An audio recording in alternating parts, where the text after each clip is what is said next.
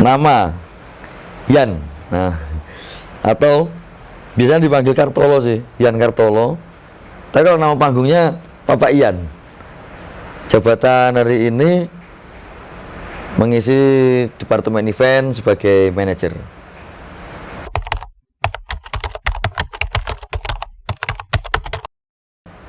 7 bulan lalu mengisi departemen event, karena kebetulan ini adalah salah satu departemen yang belum berpenghuni. Dulunya sudah ada, tapi semenjak ada pandemi COVID-19, departemen event ini kosong, dan kemudian saya masuk untuk mengisi kekosongan itu.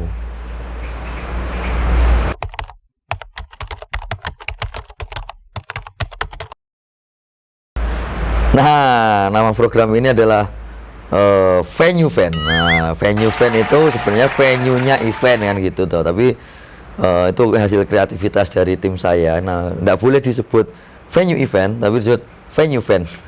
Kayak mirip merek sepatu.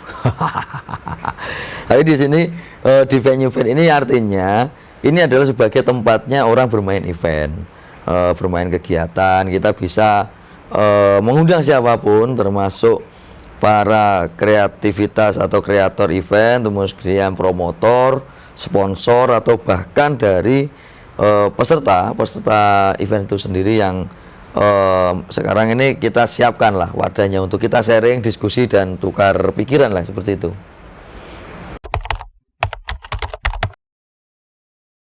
Nah, divisi event atau departemen event sendiri sebenarnya itu adalah salah satu pendukung dari Jawa Pos Radar Tulungagung. Jadi Jawa Pos Radar Tulungagung ini terdiri dari beberapa departemen, seperti ada redaksi, iklan, pemasaran, digital, salah satunya adalah departemen event, seperti itu. Jadi ini salah satu jaringan atau unsur dari sebuah perusahaan yang namanya Jawa Pos Radar Tulungagung.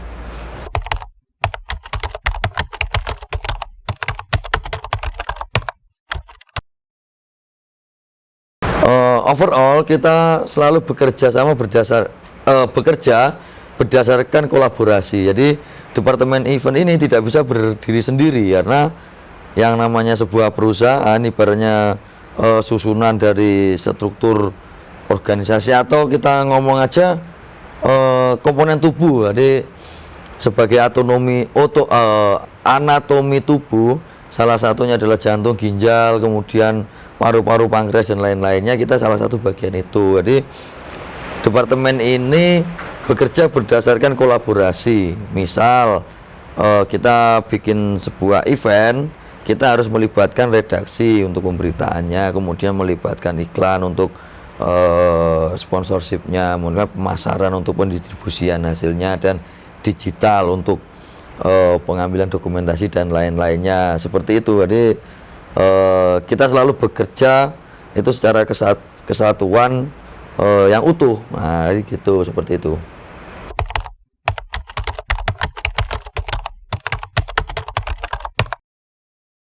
Jadi, nah, departemen event ini bisa bergerak. Nah, ini serunya itu. Jadi departemen event ini bisa bergerak sebagai promotor atau kreator dari sebuah event, kemudian bisa jadi sebagai partner, atau kita sebagai organize-nya itu juga bisa, atau kita sebagai istilahnya kolaboratif. Misal kalau kita sebagai promotor, ya kita create event kita sendiri, seperti misal Ratu Film Festival, itu adalah kita sebagai promotor bekerjasama dengan Dinas Kebudayaan dan Pariwisata Kabupaten Tulungagung, seperti itu.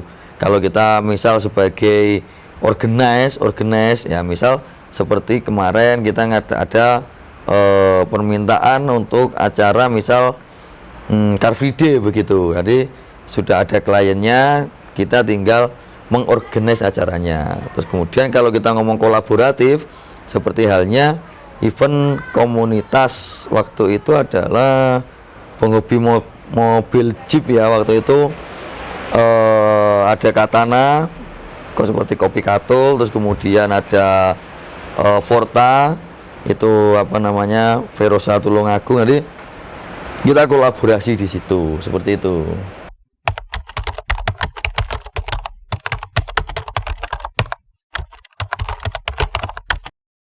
Nah, ini yang menarik ini.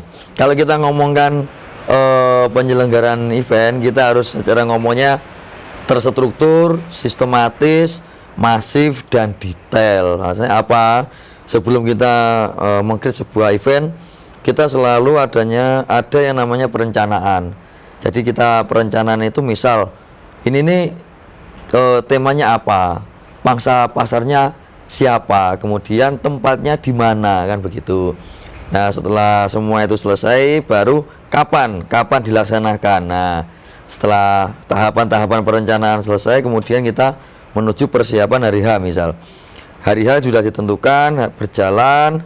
Nah, kemudian kita ada namanya evaluasi. Jadi setiap kali event kita harus melalui minimal itu adalah perencanaan, pelaksanaan, dan laporan pertanggungjawaban setelah evaluasi. Jadi setiap kali kita mengadakan sebuah acara, harapannya acara itu tidak hanya terjadi atau terlaksana satu kali, tapi bisa berkesinambungan di lain waktu. Nah, dari itu perlu yang ada namanya evaluasi, seperti itu.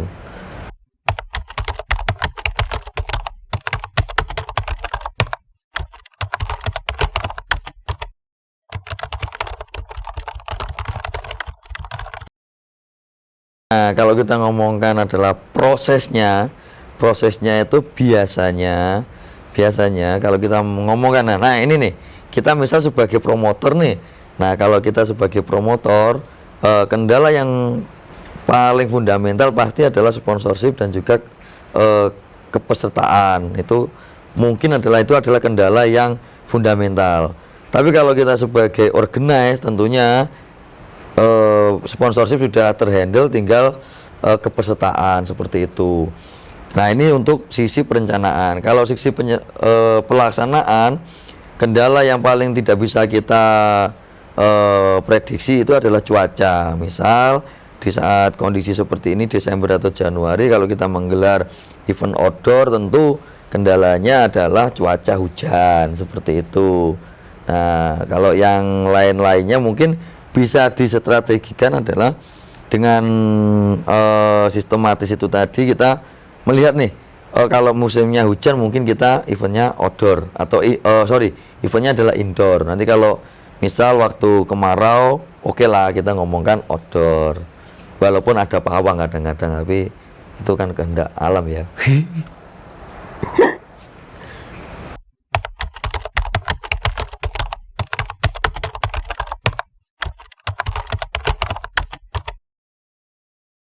Nah, ini yang menarik. Kalau Bapak Ibu atau kalian semua berada atau masuk ke dunia event, ini satu pengalaman yang tidak mungkin didapatkan dari tempat lain adalah kalian sendiri akan mengerjakan 3-5 job desk di waktu yang bersamaan. Itu biasa dengan event. Jadi manajemen panik itu harus benar-benar kalian jaga, tidak boleh emosi, tidak boleh gopo. Jadi kalau tagline saya dari dulu sih, boleh gopo tapi ojo goblok gitu. Maksudnya apa, di saat kita penyelenggaraan tekanan pada banyak nih dari kanan kiri, permintaan ini. Nah, tapi keputusan kita harus tepat. Maksudnya tepat itu tepat sesuai dengan yang dibutuhkan, sesuai dengan solusi yang diperlukan, dan juga tentunya dalam waktu yang singkat. Karena pengambilan keputusan yang cepat dan tepat adalah kunci dari sebuah create dari event itu sendiri.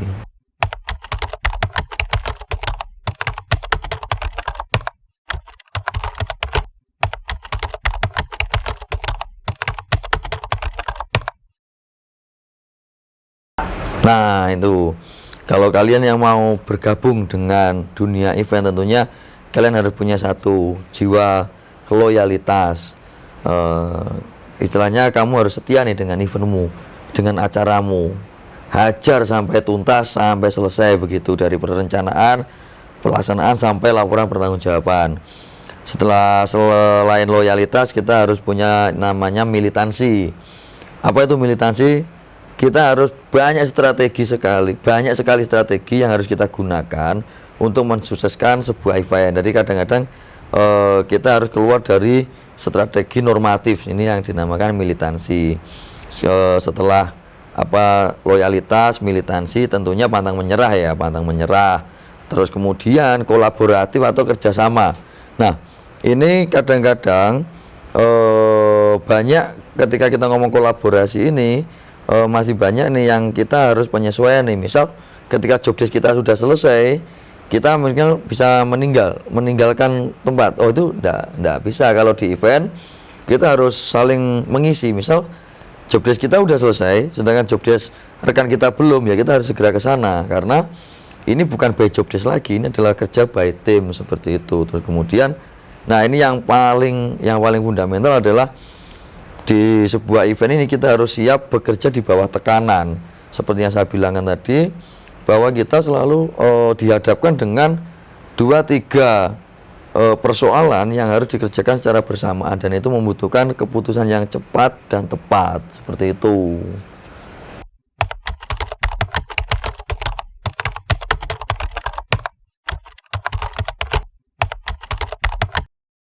Nah, bukan hanya menunggu ya. Jadi masyarakat ini harapannya adalah kita saling mengisi. Ayo ke sini, kita diberi masukan nih, dan kita diberi ajakan untuk kolaborasi dengan masyarakat, apapun itu. Yang penting saya selalu menekankan, punya ide aja dulu, kemudian kita diskusikan di atas meja. Nah, kita dari ide itu dan kemudian berdiskusi, kita akan menemukan cara, oh bagaimana ini bisa terrealisasi. Jadi ide, diskusi, realisasi, seperti itu. Jadi ayo masyarakat, jangan hanya menunggu, kita harus datang aja ke sini, kita bisa berkolaborasi meng-create sebuah acara yang tentunya bisa bermanfaat dengan di kami, dan juga tentunya harapannya bisa bermanfaat pada masyarakat luas, seperti itu.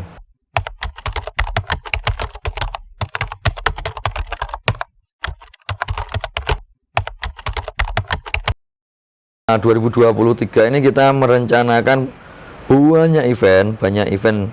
Ini masih tatarannya adalah rencana, tapi kalau kita ngomong normatifnya dalam 1 tahun, mungkin event yang bisa terselenggara dengan istilahnya lingkupnya yang nation itu mungkin ya 4-6 event.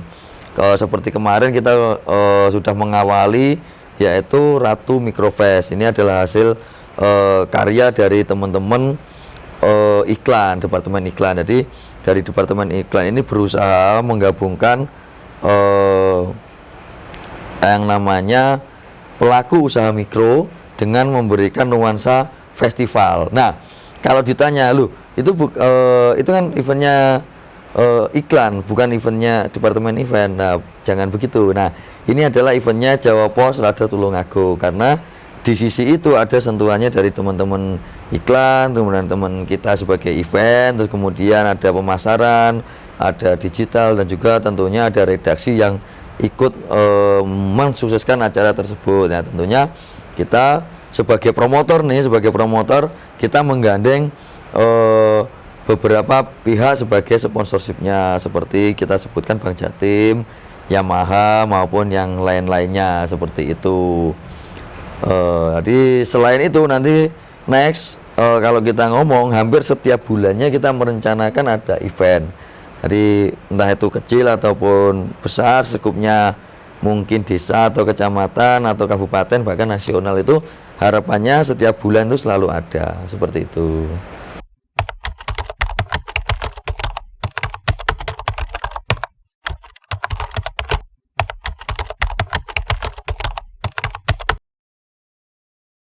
Nah, ini yang menarik ini. Venue ke depan bukan hanya sebagai cerita kami sebagai individu.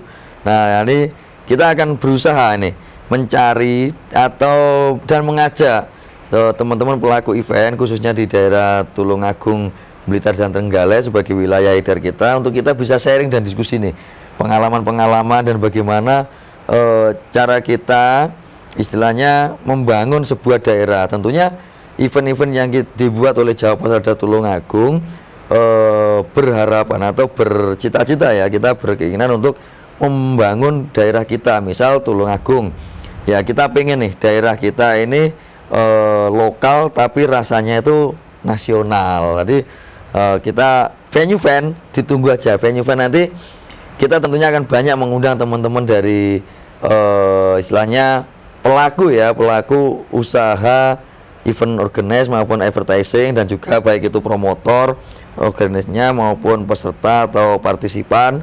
Nanti kita ajak ke sini semua, kita diskusi tentunya bagaimana cara menciptakan sebuah atmosfer tentang apa namanya industri ini, supaya kita bisa mengangkat Tulungagung ke skala nasional seperti itu.